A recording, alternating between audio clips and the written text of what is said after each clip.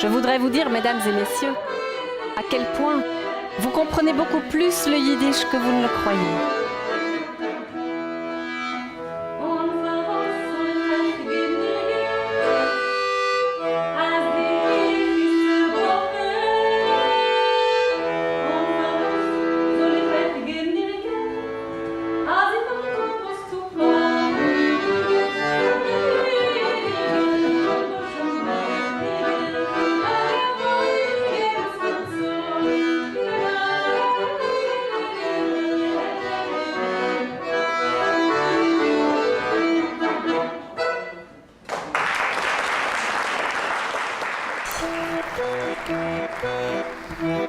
Herschel n'avait jamais beaucoup d'argent, mais ce jour-là, il en avait encore moins que d'habitude. Sa femme vient le voir et lui dit « Herschel, il n'y a même pas de quoi nourrir nos 8 enfants. » « Oh, il se dit Herschel, il faut que je trouve une idée. Ça y est, j'ai trouvé. » Il dit à son fils « Va vite me chercher le fouet chez le voisin. » Puis, muni de son fouet, Herschel s'en va sur la place du marché. Eh oui, c'était jour de marché. Et les paysans des villages alentours étaient venus vendre leurs légumes, leurs volailles. Il y avait même un marché aux bestiaux. Herschel fait claquer son fouet plus fort que tout et dit à qui veut bien l'entendre « 2 roubles et je vous emmène à Letitchov. » C'était la ville voisine. « 2 roubles le lieu de 4 et je vous mène à Letitchov. »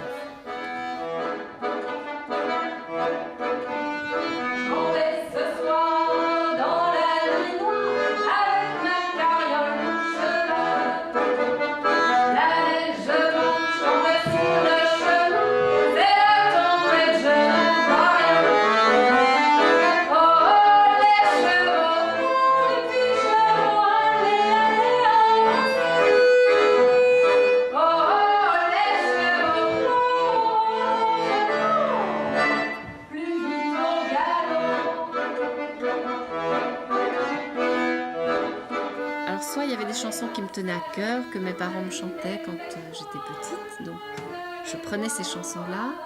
Alors, il y a une berceuse, il y a une chanson d'amour. Et puis, je cherchais des histoires qui correspondaient à ma chanson. Ça, c'était dans un sens.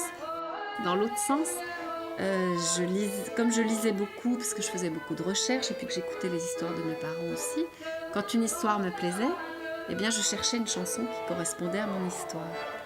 Et comme ça, petit à petit, bien, j'ai rassemblé un répertoire.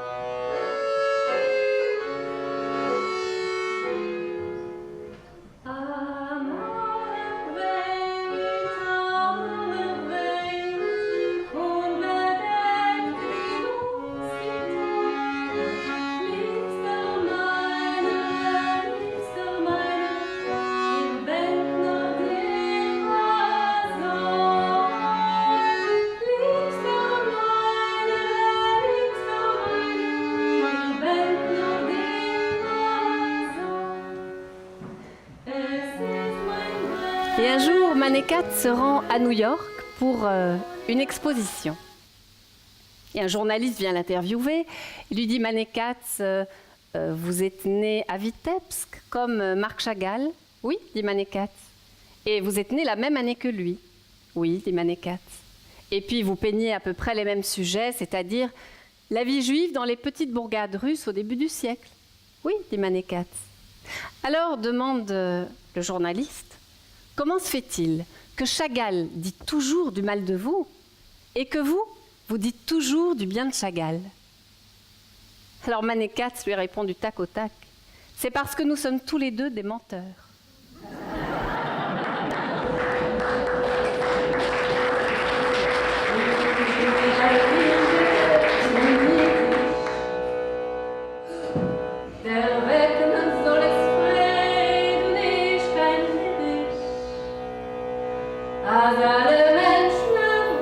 aussi, tous ces gens disparus me disaient « Sors-nous de là, quoi, on n'est pas mort, fais quelque chose ». Et je me suis dit « Je ne peux pas rester comme ça, sans rien faire, sans rien dire par rapport à tout ça ».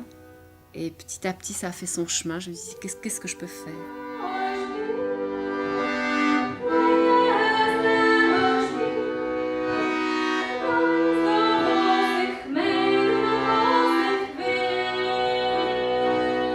Je peux raconter, d'où l'idée d'être conteuse et de raconter des histoires.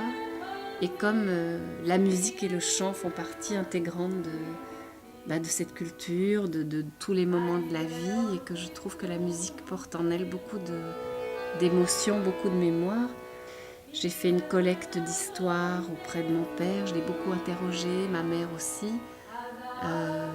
Pour les chansons et les mélodies, c'est pareil, donc j'enregistrais mon père.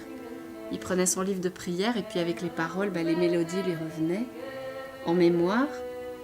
Et puis il lui arrivait quelquefois de me téléphoner de Bruxelles et de me dire hey, « Dominique, cette nuit, il y a une mélodie qui m'est revenue, ça fait 50 ans que je ne l'avais pas chantée ou que je l'avais oubliée. » Et il me l'a chantée au téléphone.